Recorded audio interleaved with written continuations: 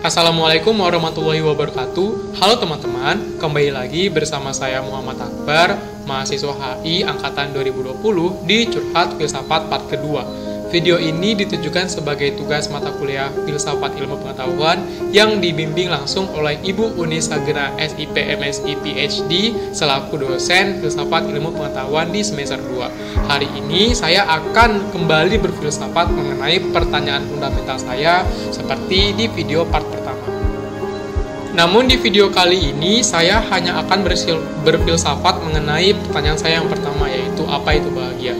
Pertanyaan yang sebenarnya memang terlihat simpel dan juga banyak teman-teman yang menggunakan pertanyaan ini di video mereka. Namun pertanyaan ini berarti bagi saya karena saya merasa mendapatkan motivasi hidup ketika menemukan jawaban atas pertanyaan saya ini. Namun ada beberapa hal yang saya rasa kurang ketika saya menginterpretasikan jawaban ini di part pertama kemarin. Seperti saya tidak mencoba untuk berpikir out of the box dan hanya memikirkan sesuatu lewat peristiwa saja. Kemudian jawaban saya yang spekulatif, artinya saya punya banyak jawaban namun tidak ada yang pasti. Dan sebenarnya kekurangan utamanya adalah saya sebenarnya bodoh amat dengan pertanyaan-pertanyaan filsafat yang saya ajukan untuk diri saya sendiri. Namun setelah belajar filsafat, saya ingin mencoba kembali menguak bagaimana saya bisa mendapatkan jawaban-jawaban atas pertanyaan yang selama ini saya ingin ketahui begitu. Di part 1 kemarin, saya mengatakan bahwa setiap orang memiliki definisi bahagia mereka masing-masing. Namun, setelah belajar filsafat, saya ingin mencoba kembali untuk menguak beberapa hal melalui perspektif thinking yang sudah saya dapatkan di kelas ilmu filsafat kemarin. Pertama-tama, saya mencoba untuk melihat definisi bahagia melalui perspektif common thinking atau simpelnya bagaimana orang-orang banyak berpikir tentang apa itu bahagia. Yang pertama, orang berkata bahwa dengan kaya kita bakal bahagia. Banyak orang bilang bahwa ketika kita punya banyak harta, maka disitulah ada kebahagiaan. Namun, sekali lagi, harta hanya sesuatu yang bersifat material. Artinya, harta tidak dapat memberikan kita cinta, harta tidak dapat membuat kita tertawa, harta tidak akan selalu bersama kita terus, dan bahkan harta tidak bisa dibawa mati. Harta itu kan barang pasif begitu. Kita bisa mendapatkannya kapan saja dan bisa kehilangannya kapan saja. Dan menurut saya, harta atau kekayaan itu bukan satu-satunya faktor yang dapat membuat kebahagiaan pada seseorang. Faktanya, banyak orang kaya yang justru malah banyak kekhawatiran begitu.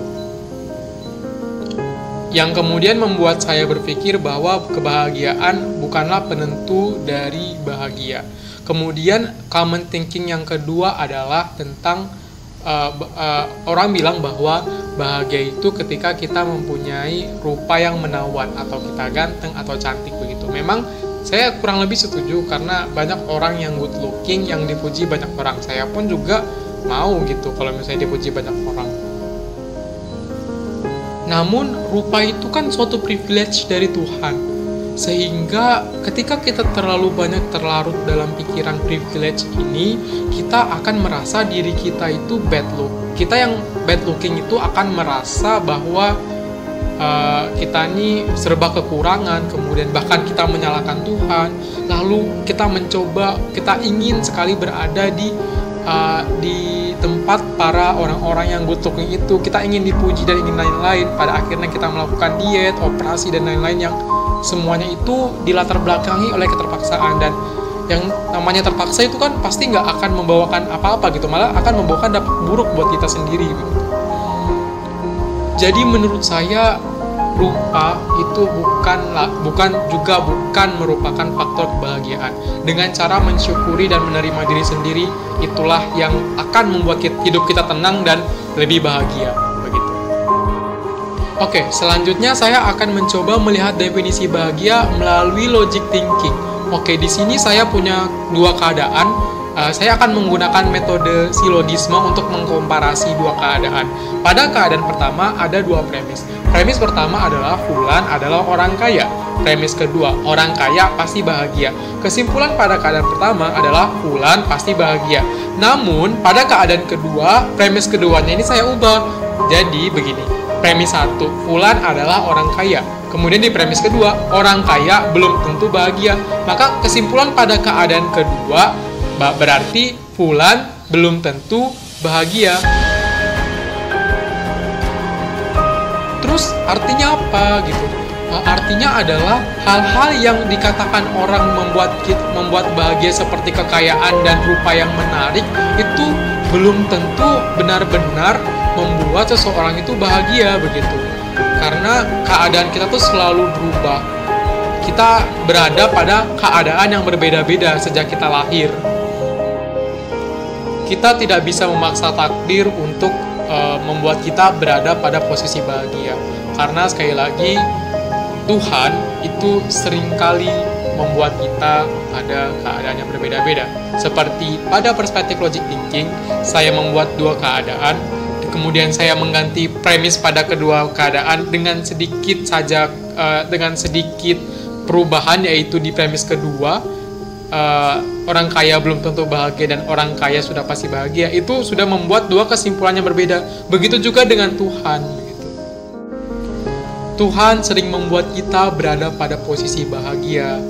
Namun di sisi lain, Tuhan juga membuat kita berada pada posisi yang sangat-sangat sedih, sangat-sangat terpukul.